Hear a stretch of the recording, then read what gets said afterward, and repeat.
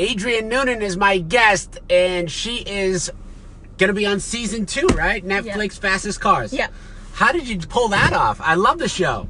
Thank you. Well, I guess not thank you. It's not my show. But, yeah, but thank you for being on it, because that's cool. Actually, there was an open casting call, I guess you can call it. I actually ignored it for a couple weeks, and then my dad was just like, oh, just apply. It was months and months later. I assumed I didn't even get on it because I saw other people saying like, oh, I got my interview and blah, blah, blah. So I just assumed like, oh, okay, they don't like me, whatever. And then a couple weeks later after that, they actually called me and we had to do like phone interviews, Skype interviews, more phone interviews with different people, go over like rules and everything like that, send in like videos. We had to do like a 10-minute walk around video of the car, just like showing what's going on.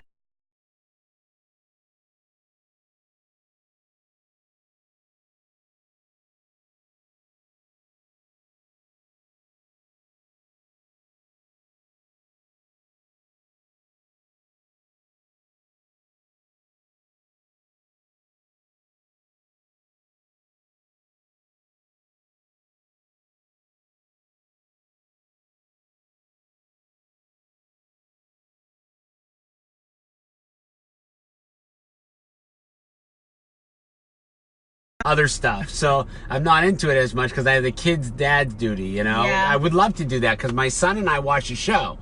So are you like the head pit crew dude or what? No, we all share the same passion, basically. Always, right? Yeah, definitely. Because something's breaking 24/7 in the cars. Yeah. My dad does the tuning. He's the one behind the tuning. I do the driving and wrenching, and he does wrenching. Wait, wiring. what's wrenching? What's that called? Just like working on anything. Working on the motor. Okay. Yeah, whether so it's you rebuilding handle the like all the engine electronic stuff. Yes. And do you do the tuning now with the computer and stuff? Tom does the tuning. That's my dad. That's what I love to see, like on the shows. And they work on the track and they run the tests and stuff. That to me is fascinating because that's a whole thing, right? Like not only a science, but also you have to use your own. You have to use your own feelings and formula, right? Yeah, you're basically trying to get outsmart the other guy with the car. Yeah, and then get it to work as best as possible for the environmental conditions present at the time. And the computer isn't perfect. You have to tell it exactly, right? Yeah, it does. That's fascinating to me. I love that. Yeah, it's not like your car where it just adjusts, you know, whatever, it just runs the same no matter what. Like if we do a race here, say in the middle of July, way down here in Florida, and then we go up to Washington in November, like everything's completely different. Humidity, elevation, temperature outside, how hot like the track surface itself is. If the track surface itself is too hot, then you also have to account for that, or if it's too cold. And like so it's a lot of numbers, and experience too also always helps. But you can have two cars that have identical builds and one is a second faster than the other just because of the tuning, the way it's tuned. Yeah. Okay, so Adrian versus Patrick, who's faster, or do you race the same car? He doesn't drive anymore. You don't drive anymore. No, I don't. No, but she races all the time. When it comes to go-karts, it's a different story, though. Oh, I like the go-karts. I used to have a go-kart and a little dune buggy.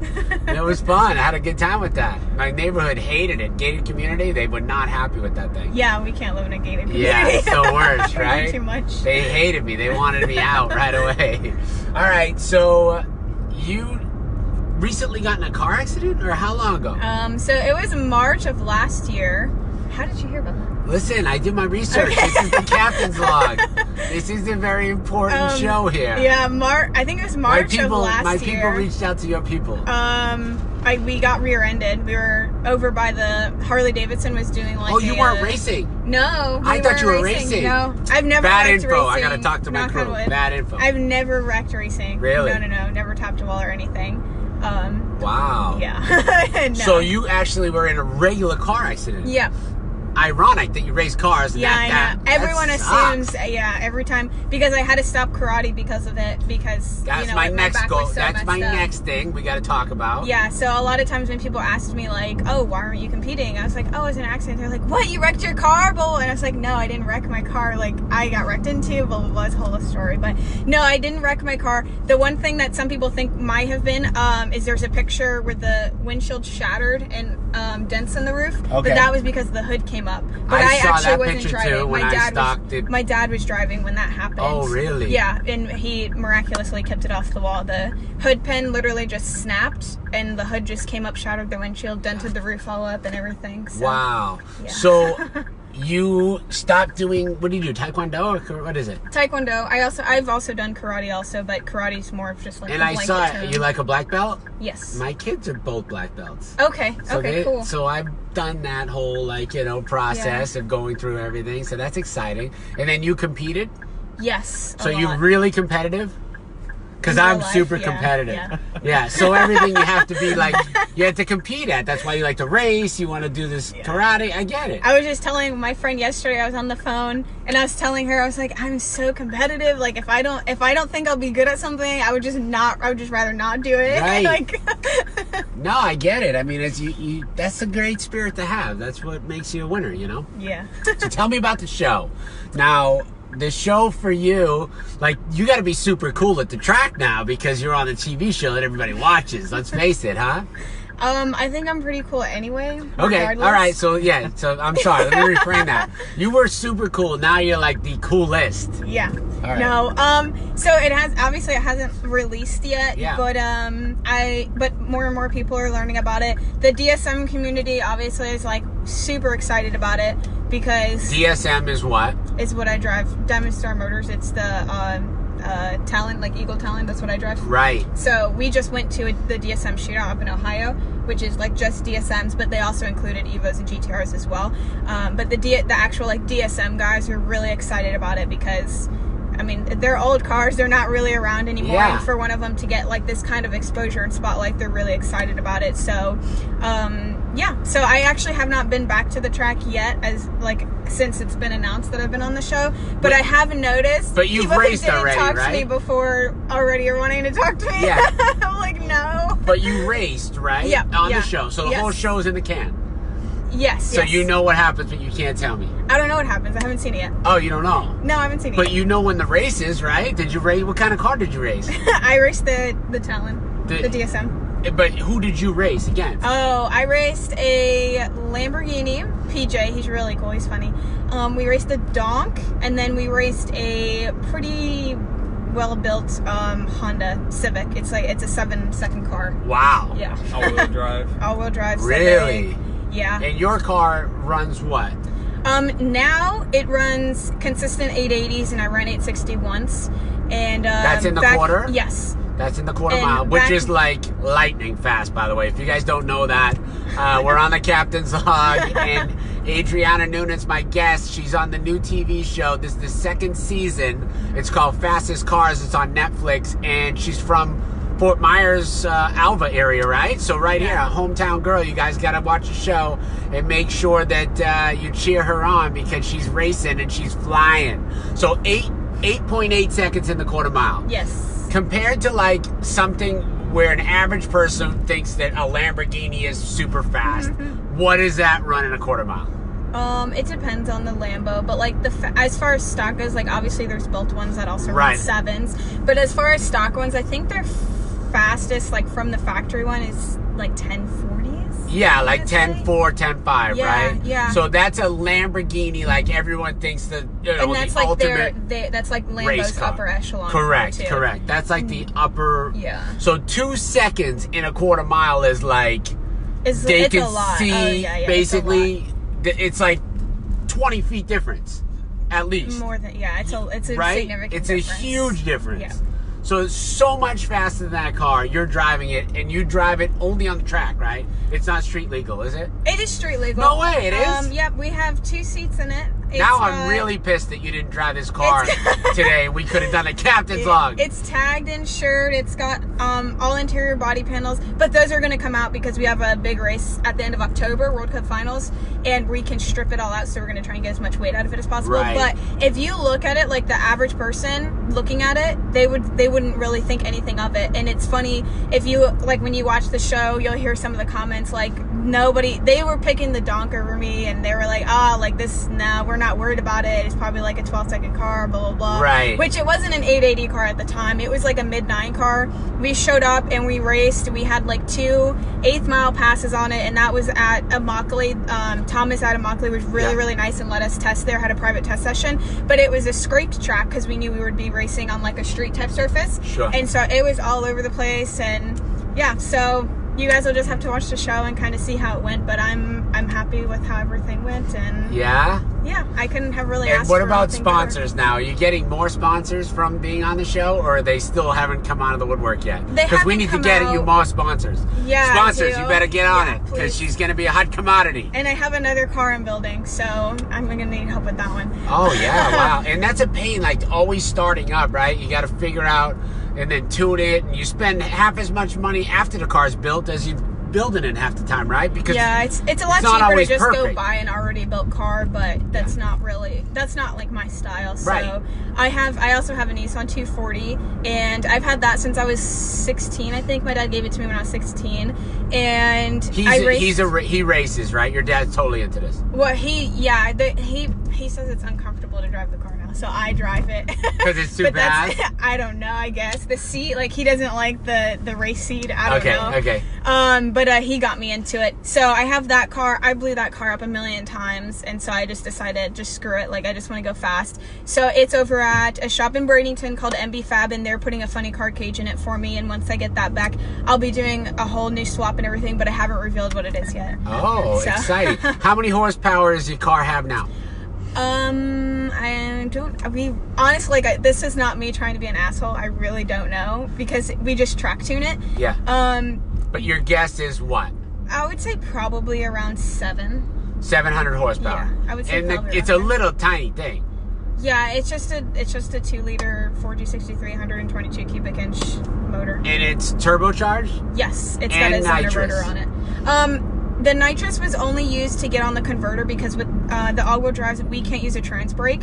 So to get the turbo to spool, you had to use nitrous. But we figured out, I'm not going to tell you how, but we figured out how to get it to spool without the nitrous. So right now it's actually it ran 4 880 passes with 0 nitrous on it. I saw you say with nitrous, without nitrous, and then on the converter. That one part to me is beyond my motor skills. So what does that mean? So you have to get on the converter, so this way you can build boost and everything. Green light, you're ready to go already. She's like, it's green light, let's go. Go. So you can build boost and everything and leave the hole. So if you say how you take off of a light right there. Yeah. With nothing, like you just. And my dad used to say, why do you do jackrabbit starts? Every second you do jackrabbit. I'm like, damn, I'm just driving normal. Yeah. So, and then when you're at the track, when you take off, what's wide open is you have your foot all the way down, and then you're holding the brake at the same time. It's a little bit different if you have a manual car, but in my case, I'm just holding a brake and I'm just flooring it, and then we have it set to where it'll hit, I think, like 42, my dad has it set at, and it'll sit there at 42, and it builds up boost, so that way when the light turns yellow, go on yellow, not green, and you take off and you have all the boost and everything. And it's so hard for me to explain. Do you have a trans brake where it's locked, right? No, we can't do a trans brake. Wait, why? Because all-wheel drives can't do trans brake. Oh, okay. Basically, the whole converter thing is an aftermarket converter. You can mash the brake and mash the gas, and it'll go to a higher RPM and not move forward. Yeah, you have to get it. As soon as you let off the brake, it's already like loaded up. If I was doing it right now, like, all right. Exactly. Ours will do that up to 4,200 RPM. Wow. It'll just sit there. Because I saw your launches. It like shoots on the videos. Yeah, we actually have like one of the best consistent 60 foots. Yeah, it's there, as far as really sick. I saw it. But the wheels, I saw one time it got a little squirrely, right? Yeah, that was at Immokalee. And then I saw you hit the brake. It almost looked like the car like lifted up that way. Yeah. So that was at the shootout in Ohio. So what happened there, of course, I only brought one GoPro that weekend because I couldn't find my other one. So I didn't have one right here like I normally do. So that kind of sucks. But anyway, so I took off and it pulled, which was no big deal. I was gonna turn out of it, but the wheel like jerked so hard my hands came off the wheel. So I was like, but you still got it straight on. So yeah, but yeah, the rear wheel, I was upset. Nobody got a picture of it, but the rear driver's side wheel came off the ground. No, the picture that I saw looked like it did come off the ground. Yep. I was like, wow, that was pretty crazy. Yeah. So how many close calls like that have you had? The one out of Mockley was pretty crazy. I was by myself and I went to the left. Like, it wasn't that big a deal. Not a lot. I mean, you know, it's all-wheel drive. It's pretty tame out of the whole. Like, we don't kill it because we still have some stock drivetrain parts that need to be upgraded. Like, we have stock axle, stock rear end, and things like that. But really, in that car, you still run a stock rear end? Mm-hmm. Yeah. Wow. I shattered one a couple weeks ago. That used to be like one of our things in the Mustangs, or we used to run GTAs, Camaros, and Mustangs back in the day. Yeah. And everyone used to put in new rear ends like right away in those cars. But that's not like one of the first things? No, we're looking at upgrading to a 3000 GT rear end. Oh, is it because it's four-wheel drive? What's that? Because it's four-wheel drive? Is that We've just been really lucky and we didn't break one until a couple weeks ago. Oh, wow. Okay. You'd be surprised how good some of these Japanese parts are. Yeah. It's amazing. Yeah, that too. Yeah, we honestly, we've had the car for, I don't even know, like a few years now, and we've been running it a while, like, you know, pretty hard, and I just now broke a rear end for the first time. So it was like kind of in the back of our minds because we hadn't really needed one, but now that we broke one, now we're actually a little bit more seriously looking into it. All right, serious question, be honest. Do you ever get in regular street races? I used to. The car's too fast to race on the street now. Yeah, because it's too fast to race on the street. But I did, and one time this guy wanted to fight me. He did? He was Who so wants to fight mad. a girl? What is wrong with him? He was so mad. He claimed I burned him down, and I was like, what? You're a V8 on nitrous. I'm the turbo car. If anything, the turbo guys are the ones that get burnt down. Yeah. He was pissy because his guy, like, he lined him up right away, and I was nowhere near being lined up, but I wasn't going to rush because there was money on the line. So I was like, well, I'm just going to take my time. Right. And I went in, and it wouldn't have mattered anyway. Like, I freight trained him so bad. That means, like, you pulled away. Yeah.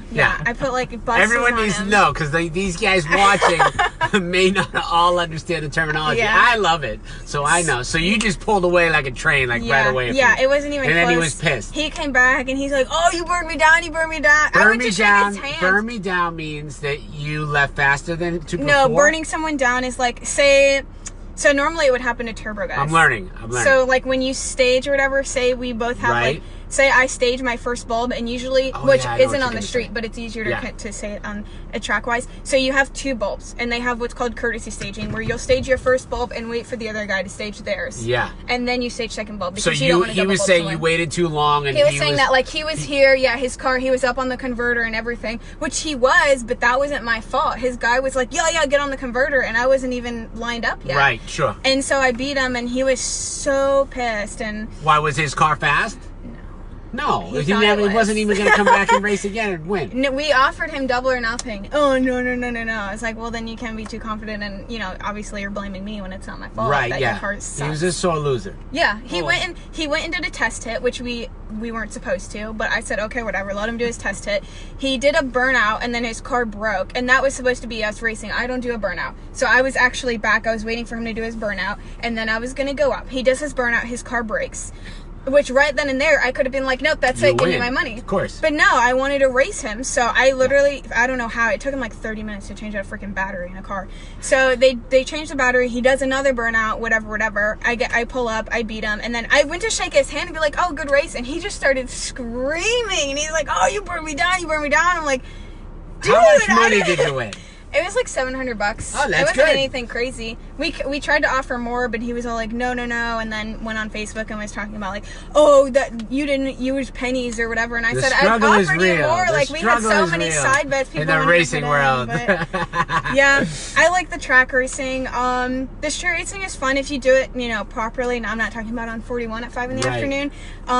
But there's a lot more drama in it because, especially if it is a close race, there's no laser there that's telling you, oh no, this guy won for sure. Right. So then you have to rely on video, and if it's at night, the video's shitty, and then if it's, oh, this guy's buddy that's looking at it, so you know what I'm saying? So I like the track racing because it's more just a matter of fact. There is no ifs, ands, or buts. So what about the show with what is it, the 405 or whatever the guys? Oh, Street Outlaws. Street Outlaws. Do you like that show? I quit watching it, I think, after the second season. Yeah, after a while I stopped watching it too. It got a little too corny. Yeah, exactly. Right? It's but I used to love like every it. episode, oh, the cops are here. Oh, we gotta go. Yeah. But like, you have an ambulance on scene. You have all these spotlights. Like, we all know this right. isn't but real, those cars are fast. Yeah, of course. Fast. Yeah, those cars are super fast. Yeah. They did get away from being like a normal car like they used to be. But I mean, when you're making that much money, who isn't? Right. You know, who isn't going to do that? So, but the I know more some money, of the guys. The more speed. Yeah, some of the guys are pretty cool from the show, and then some of the guys are